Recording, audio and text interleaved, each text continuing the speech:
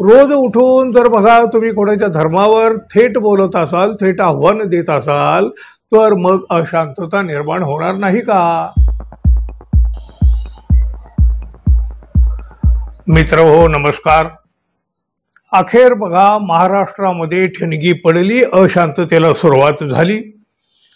कुठल्याही जाती असो, कुठलेही धर्म असो, अहो सगळे बघा कसे गुण्या गोविंदानं आनंदानं आपापसामध्ये मिळून मिसळून राहत आहेत. पण त्याला अखेर हे ग्रहण लागलं. अहो हेच घडावं म्हणून कोणाचा काही प्रयत्न आधीपासून सुरू होता की काय? धार्मिक वाद कोणाला जाणीवपूर्वक पेटवायचा होता की काय? अशा प्रश्नाची उत्तरं खरं तर शोधायला पाहिजेत. ज्याची भीती होती तीच ठिणगी का पडली महाराष्ट्रामध्ये? बघा, राज्यामध्ये 5 डिसेंबरला देवेंद्र फडणवीस यांच्या नेतृत्वामध्ये पुन्हा एकदा महायुतीचं सरकार स्थापन झालं. 15 मार्चला या सरकारची 100 दिवस पूर्ण झाले. या संपूर्ण कार्यकाळामध्ये देवेंद्र फडणवीस सरकारचे एक वादग्रस्त मंत्री मात्र कायम लोकांच्या चर्चेत राहिलेले आहेत. ते म्हणजे मत्स्य व्यवसाय मंत्री नितेश राणे. त्यांच्या मंत्रालयाच्या, त्यांच्या विभागाच्या कामाबाबत काही नाही, सगळं काही अवांतर, धार्मिक तेढ, द्वेष. नितेश राणे यांनी मागच्या काळात हे अनेकदा वादग्रस्त वक्तव्य केलेली होती. मात्र मंत्री झाल्यानंतर ते अशी वक्तव्य कदाचित टाळतील अशी शक्यता वाटत होती, किंवा तशा पद्धतीची अपेक्षा तरी होती. मात्र वादग्रस्त वक्तव्यांची मालिका अजूनही सुरूच आहे. त्याचे पडसादही उमटत आहेत. नागपूरमध्ये मोठा हिंसाचार झाला. राज्यात मागच्या काळात झालेले वादग्रस्त वक्तव्यच वातावरण सगळं म्हणजे ढवळून काढण्यासाठी ही वक्तव्य सगळी कारणीभूत ठरली असल्याचं विरोधक म्हणू लागले आहेत. आता बघा ना, सातत्यानं नितेश राणे धार्मिक तेढ निर्माण करीत आहेत, वाटेल तशी विधानं करीत आहेत. लोक ऐकत आहेत आणि फडणवीस यांच्याकडे पाहत आहेत. राणे यांच्या तोंडाला फडणवीस चिकटपट्टी का लावत नाहीत कधीच, हा प्रश्न सर्वसामान्यांना देखील पडलेला आहे. लव जिहाद, लँड जिहाद, व्होट जिहाद अशा वेगवेगळ्या शब्दांचा उल्लेख करीत नितेश राणे यांनी अनेक वादग्रस्त वक्तव्य केलेले आहेत. तर मंत्री होण्यापूर्वी तर त्यांनी थेट मशिदीत घुसण्याचीही भाषा केलेली होती. ते जे काही बोलतील त्यातून धार्मिक द्वेषच बाहेर येतोय. अहो नुकतंच बघा, ते म्हणाले शिवाजी महाराजांच्या सोबत मुस्लिमच नव्हते. आमच्यातले काही टाळके सांगतात शिवरायांच्या सैन्यामध्ये मुस्लिम होते. हे उगाच टेप रेकॉर्डर चालवतात. स्वराज्याची लढाई ही इस्लाम विरोधी होती, हिंदू मुस्लिमची लढाई होती. या लढाईमध्ये आमच्या राजाने हिंदू धर्म इस्लाम समोर झुकू दिला नाही, हा इतिहास आहे, असं हे नितेश राणे म्हणाले. आता आपल्याच अकलीची दिवाळी काढणारी ही भाषा. राणे हे अचानक इतिहास संशोधक कसे झाले, कधी झाले? आणि बघा ना, चक्क खोटा इतिहास सांगू लागले. त्याआधी सुद्धा बघा, त्यांनी एक विधान केलं होतं, काय तर म्हणे केरळ म्हणजे मिनी पाकिस्तान. आपल्या देशातलं का केरळ, आणि हे म्हणतात की मिनी पाकिस्तान. नितेश राणे यांनी पुणे जिल्ह्यातल्या सासवड गावात हे वक्तव्य केलेलं आहे. महाराष्ट्रामध्ये आता हिंदुत्वाचे सरकार आहे, केरळ हा मिनी पाकिस्तान आहे. त्यामुळे राहुल गांधी आणि त्यांची बहीण तिथून निवडणूक जिंकत आहेत. सर्व दहशतवादी त्याला मदत करतात. सर्व दहशतवाद्यांचा समावेश करूनच हे लोक खासदार झालेले आहेत. काय बुरख्यावर देखील बघा त्यांनी असंच काही विधान केलेलं होतं. म्हणजे बुरखा घालून परीक्षेला बसू देऊ नका, ही त्यांची मागणी होती. नितेश राणे पत्रकार परिषदेमध्ये म्हणाले होते, माध्यमिक आणि उच्च माध्यमिक शाळेत परीक्षेसाठी बुरखा घालून बसण्याची मान्यता दिल्याचं परिपत्रक पाहिलं. हे रांगून चालणार नाही. बुरखा घालून परीक्षेला बसल्यामुळे धोके होऊ शकतात. हे धोके लक्षात घेऊन हा निर्णय रद्द करावा. परीक्षेसोबतच मतदानाच्या वेळीही असे प्रकार उघडकीला आलेले आहेत.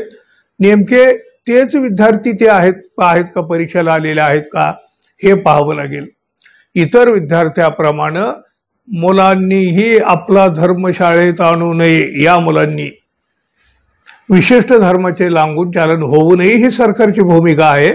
सरकारचा भाग म्हणून मी बोलतोय. असं परिपत्रक काढलं असेल तर ते तत्काळ रद्द करा अशी मागणी देखील त्यांनी केली होती. शालेय शिक्षण मंत्री दादा भुसे यांच्याकडे त्यांनी ही मागणी केलेली होती. आता बघा ना, त्याचं आणखी एक वादग्रस्त विधान बघा.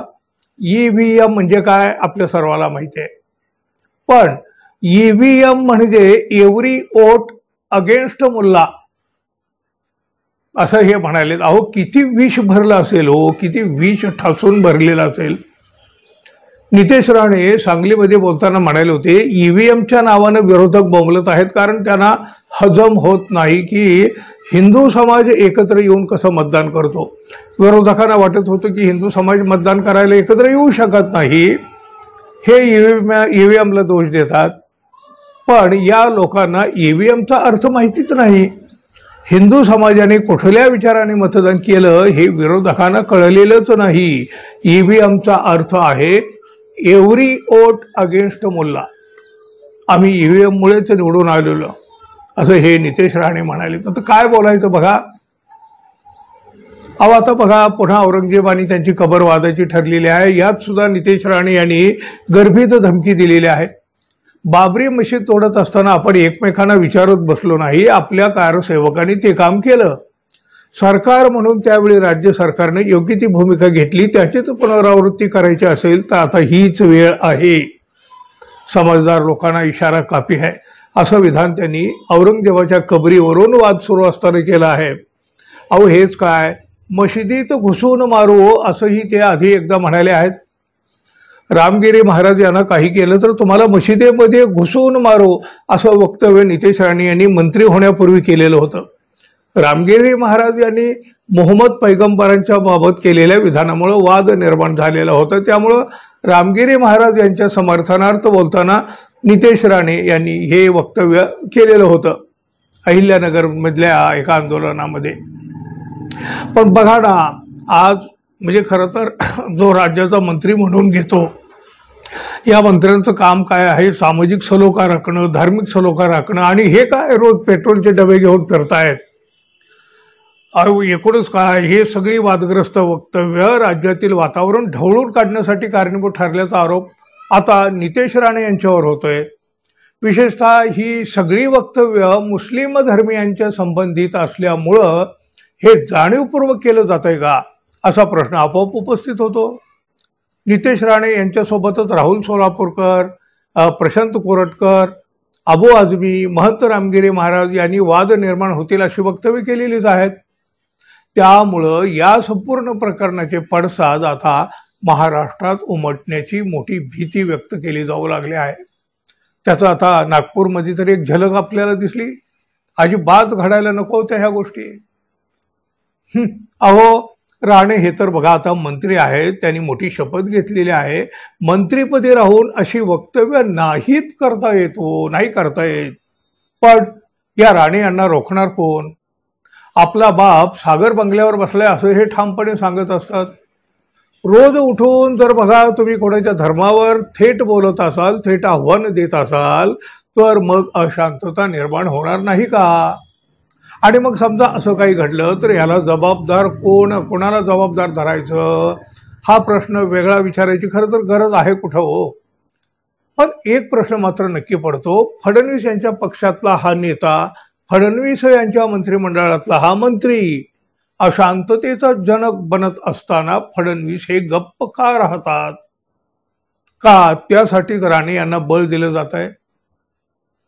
सगळं काही गंभीर आहे मित्रांनो. तुम्हाला काय वाटतं जरूर सांगा. आणि आपण अजून आपल्या चॅनलला सबस्क्राईब केलं नसेल तर कृपया सबस्क्राईब करावं ही अपेक्षा आहे.